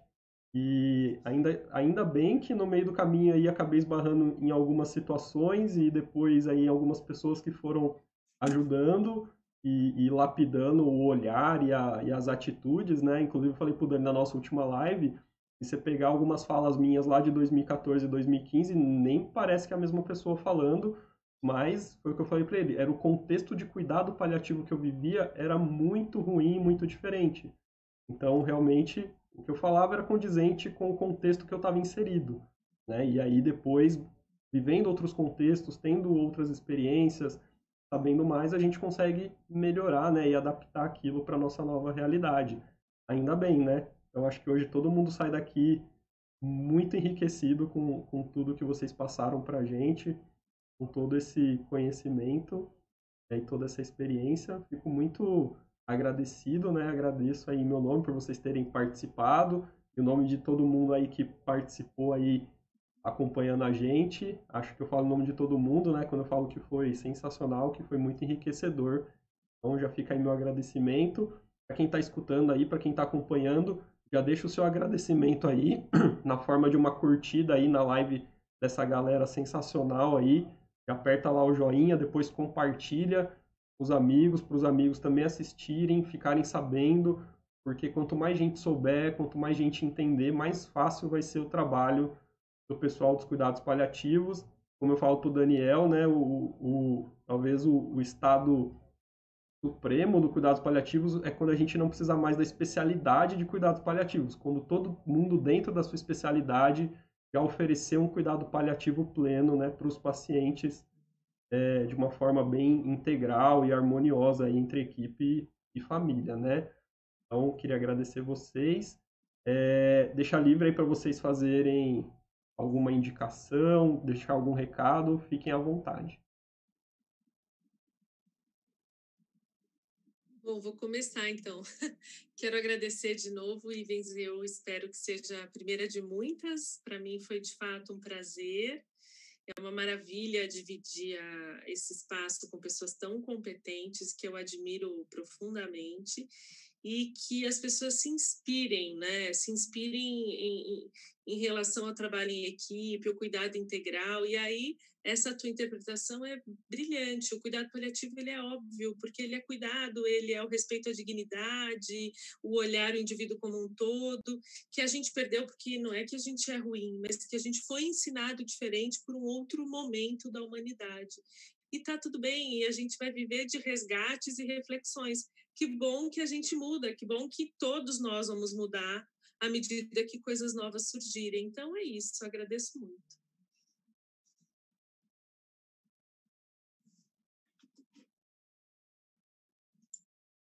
Quase acabando a minha bateria.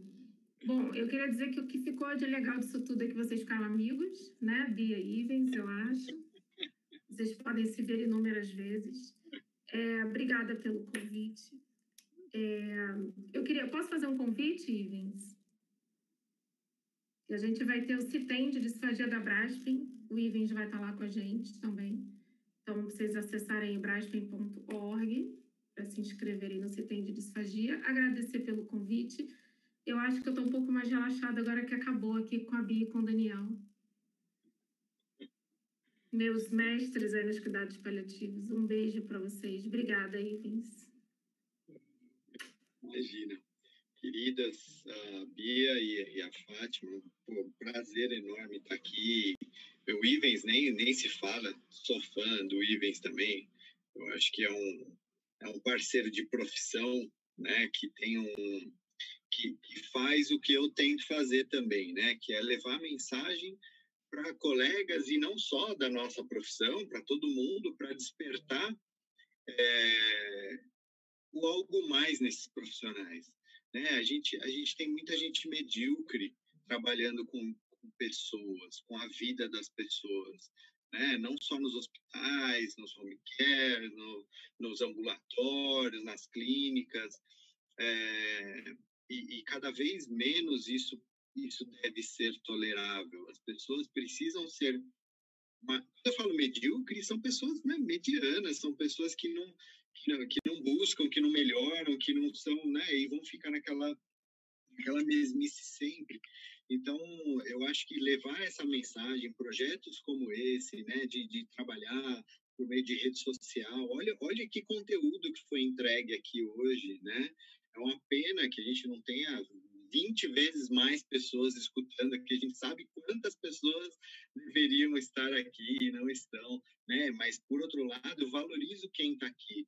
Porque ser alguém acima da média, ser alguém extraordinário, ser um profissional, enfim, que faz a diferença na vida das pessoas, infelizmente, eu gostaria que fosse a maioria, mas não é. É uma grande minoria, né, ainda. E essa é a mensagem que eu acho que a gente tem que buscar levar sempre, né? Por isso que eu fiz projetos como Cuidados Paliativos Online, uma mentoria que eu estou fazendo agora, porque eu acredito que as pessoas precisam ser mais, sabe? Eu acho que as pessoas precisam ser um pouco mais do que medianos. Tem que ser acima da média, tem que ser extraordinário, porque os nossos pacientes merecem isso. E as equipes, olha só, cara, pensou nós aqui trabalhando no mesmo lugar, por exemplo? Não seria muito bacana, não seria muito legal ter esse dia a dia aqui? E as pessoas podem ter esse dia a dia com profissionais que saibam o que estão fazendo. Então, que o nosso futuro seja de aproximar essas pessoas aí que saibam o que estão fazendo de forma adequada pelos seus pacientes. Obrigado, Bia, Fátima, Ivens, prazer enorme.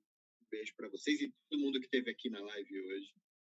E você vê, Daniel, às vezes as pessoas estão na mediocridade, talvez até porque elas não conhecem a importância ou não sabem como fazer.